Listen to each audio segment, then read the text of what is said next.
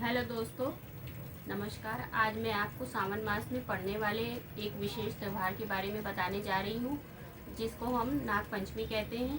तो इसके बारे में बात करने से पहले जिसने मेरा चैनल नहीं सब्सक्राइब किया है वो प्लीज़ मेरे चैनल को सब्सक्राइब कर लें और कमेंट करें और लाइक करें।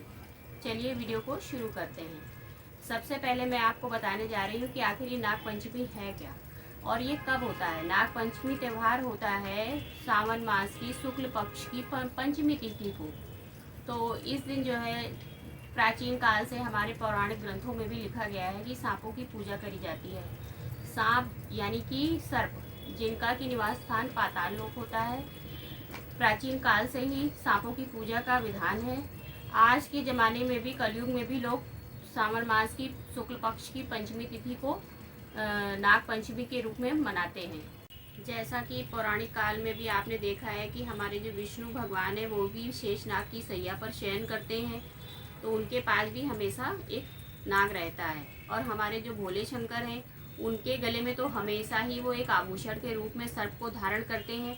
तो शिव भगवान के पास भी सर्प रहता है। तो सांपों का तो प्राचीन पौराणिक काल से ही बहुत ही गहरा नाता है और अष्ट सर्प की पूजा इस दिन करी जाती है।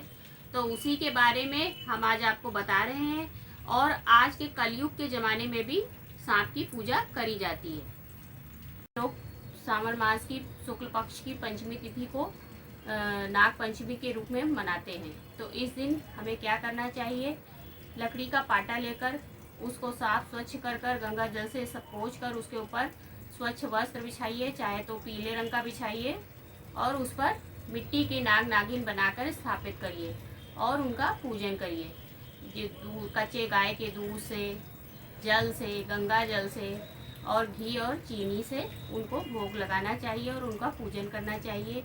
उसके बाद उनको पुष्प समर्पित करने चाहिए और धूप दीप दिखाना चाहिए।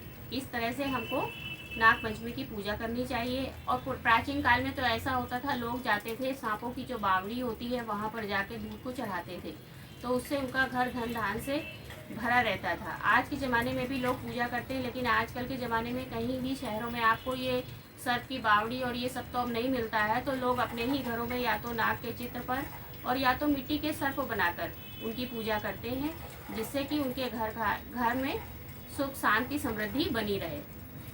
तो चलिए आपको बताते हैं कि इस तरह की पूजा करने से मनुष्यों को क्या क्या कष्टों से मुक्ति मिलती है। तो सर्प दोष की जिसकी भी कुंडली में सर्प दोष होता है, उससे इंसान को नाग पंचमी की पूजा करने से सर्प दोष से मुक्ति मिलती है।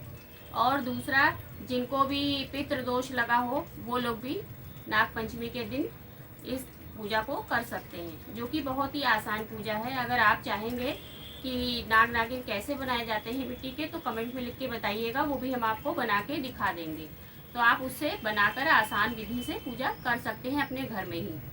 तो चलिए इसका मुहूर्त बताते हैं। इसका मुहूर्त है, पंचमी तिथि इस बार प्रारंभ हो रही है 12 अगस्त दोपहर में 3:25 से, और जो समाप्त हो रही है 13 अगस्त को 13 अगस्त को 1:40 तक है।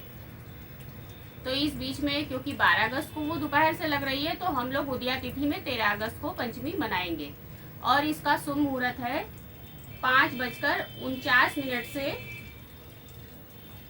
8:28 तक।